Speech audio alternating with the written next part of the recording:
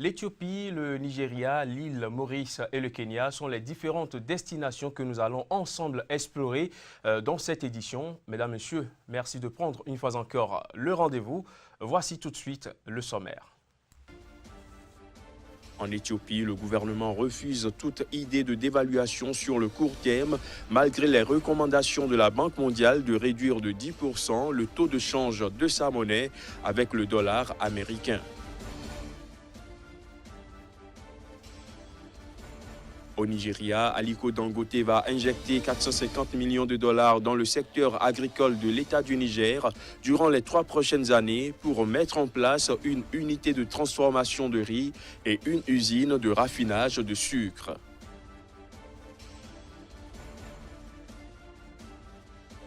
Et puis l'île Maurice doit renforcer sa politique monétaire afin de répondre à l'inflation qui pèse sur son économie. Une recommandation du Fonds monétaire international qui a envoyé une mission consultative dans le pays.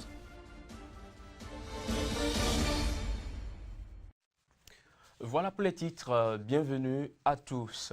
En Éthiopie, malgré la récente recommandation de la Banque mondiale de réduire de 10% le taux de change du birr, la monnaie locale, avec le dollar américain, le gouvernement refuse toute idée de dévaluation sur le court terme. Pour l'institution de Bretton Woods, la dévaluation reste la solution la plus appropriée pour faire face à la hausse grandissante des volumes d'argent échangés sur le marché parallèle. La monnaie de l'Éthiopie étant surévaluée, l'institution de Bretton Woods propose comme la solution la plus appropriée aux autorités la dévaluation. Cela permettra de faire face à la hausse grandissante des volumes d'argent échangés sur le marché parallèle. Aussi, indique-t-elle qu'au taux actuel de 23 billets pour $1, il est possible d'observer bientôt une distorsion et des déséquilibres dans la balance de paiement du pays. Une proposition qui laisse perplexe le gouvernement qui se montre très réservé quant à l'adoption d'une telle suggestion. Toutefois, les membres de l'équipe dirigeante de l'État reconnaissent que prendre cette décision permettrait de résoudre un certain nombre de problèmes. Par exemple, cela servira effectivement à booster les revenus d'exportation, réduire le déficit commercial pris en monnaie locale et amortir la pression des taux d'intérêt sur les emprunts locaux. Cependant, dans un pays de plus de 80 millions d'habitants et dont les importations représentent une part importante des biens de première nécessité, la crainte est trop grande, de peur de voir une nouvelle dévaluation officielle se traduire par une nouvelle flambée des prix sur les marchés.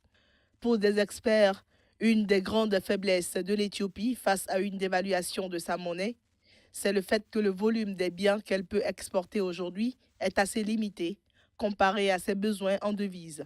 La surévaluation de la birre est aujourd'hui admise et pourtant, la menace d'une hyperinflation fait hésiter à prendre la décision qui tôt ou tard s'imposera. Au Nigeria, Aliko Dangote, le président du groupe éponyme, va injecter 450 millions de dollars dans le secteur agricole de l'État du Niger durant les 3 prochaines années. Il a fait cette annonce en marge du Niger State Investment Summit. Ce financement devrait servir à mettre en place une unité de transformation de riz d'une capacité de transformation de plus de 200 000 tonnes de riz et paddy. Toujours dans le cadre de cet investissement, une usine intégrée de raffinage de sucre sera également construite. La compagnie d'Aliko Dangote entend également financer dans les années à venir, à hauteur d'1 milliard de dollars, la production et la transformation de plusieurs matières premières telles que le sucre, le riz et la tomate au Nigeria. L'île Maurice doit renforcer sa politique monétaire afin de répondre à l'inflation qui pèse sur son économie. Il s'agit là d'une recommandation du Fonds monétaire international qui a envoyé une mission consultative dans ce pays. Le taux d'inflation global, qui est actuellement de 5,3% depuis le mois de juillet dernier, devrait garder ce cap jusqu'à la fin de cette année, selon le FMI. Plus de détails à travers ces images. Sur l'île Maurice, le Fonds monétaire international recommande aux autorités de renforcer la politique monétaire afin de contenir l'inflation. En effet, le taux d'inflation a connu une reprise pour atteindre actuellement 5,3%, une reprise due à des chocs de l'offre qui inquiètent le FMI. L'institution de Bretton Woods recommande de s'attaquer aux pressions inflationnistes en renforçant la politique monétaire tout en modernisant son cadre pour apporter les réponses adéquates aux chocs de l'offre. Selon les estimations du FMI, l'inflation globale devrait rester supérieure à 5% au cours du deuxième semestre 2017. Il faut dire que le taux d'inflation a régressé d'un point en s'établissant à 5,3% en glissement annuel en juillet 2017 contre 6,4% un mois plus tôt. Le Fonds monétaire international reste confiant en ce qui concerne l'avenir économique de Maurice. Une amélioration qui passe cependant par des réformes, notamment des mesures pour relancer le niveau de crédibilité du système fiscal et pour rehausser le niveau de compétitivité du pays. Le produit intérieur brut réel de Maurice devrait progresser de 3,9% au cours de l'année 2017, porté par le secteur de la construction. Au Kenya, les recettes des exportations de café ont enregistré une hausse de 17% durant les 7 premiers mois de l'année 2017. Cette performance des recettes qui se sont établies à 137,3 millions de dollars peut se justifier par une augmentation des prix de la matière première sur la bourse du café de Nairobi. Reportage. 17% de hausse de janvier à juillet. C'est la croissance enregistrée au Kenya dans le secteur de l'exportation du café. Ce dynamisme des recettes d'exportation s'explique par l'augmentation des prix de la denrée sur la bourse du café de Nairobi. Pour Daniel Mbiti, directeur général de la bourse du café de Nairobi, de meilleurs prix ont été obtenus cette année en raison de la concurrence accrue entre les négociants dans un contexte de baisse de l'offre disponible aux enchères. Le volume de fèves exportées s'est en effet établi à 29 300 tonnes contre 31 300 tonnes un an plus tôt, du fait de la baisse des rendements de la culture dans les principales zones de production du mont Kenya, liées aux conditions météorologiques défavorables. Pour rappel, le Kenya expédie son café principalement vers l'Europe et l'Amérique du Nord.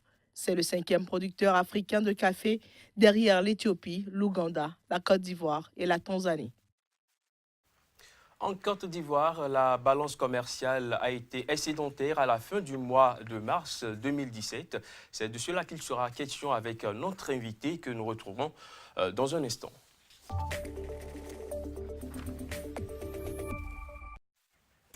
Casimir Pédior, un plaisir de vous retrouver sur ce plateau du journal de l'économie. Alors, la Côte d'Ivoire a affiché une balance commerciale excédentaire à la fin du mois de mars 2017. Qu'est-ce qui peut expliquer cette performance ? Ces actes Crépi, c'est ce que nous annonce l'Institut national de la statistique de la Côte d'Ivoire, l'institut qui s'essaie donc aux données statistiques à collecter pour le compte donc du premier trimestre 2017 environ 1161 milliards de francs CFA en termes donc d'excédent budgétaire. Pour ce qui concerne les importations et les exportations, parce qu'il faut dire, le pays a donc des engagements vis-à-vis de ses fournisseurs et aujourd'hui, la Côte d'Ivoire a affiché de très belles performances, ce qui est rare par ici, donc au niveau de l'UEMOA ou de la CEDEAO, où la plupart donc, des pays sont en déficit par rapport donc, à cette balance-là. Pour la plupart donc, des pays, on note une certaine prépondérance au niveau donc, des importations, alors que la Côte d'Ivoire aujourd'hui affiche une très belle performance.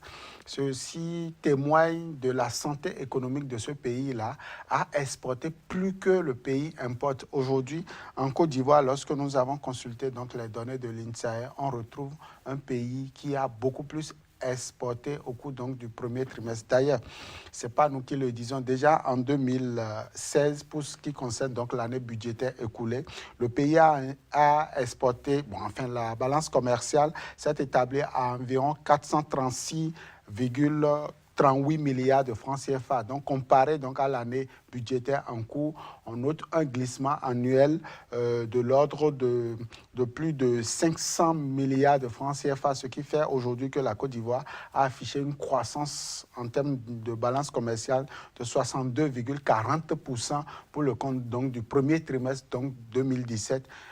Cette information ne pouvait pas ne pas satisfaire donc, les bonnes performances, les bonnes politiques aujourd'hui qu'on note au niveau du pays. En tout cas, en ce qui concerne l'économie, la Côte d'Ivoire est un pays qui a engagé de très belles réformes qui marchent aujourd'hui, surtout au niveau des exportations. Alors dites-nous, quels sont les produits phares de l'exportation en Côte d'Ivoire, puisque vous avez dit que l'exportation, le pays exporte puisqu'il n'importe?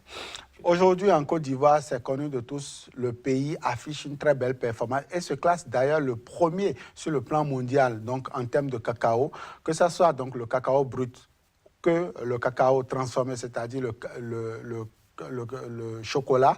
La Côte d'Ivoire est le premier exportateur, j'allais dire, donc, de cette matière première-là.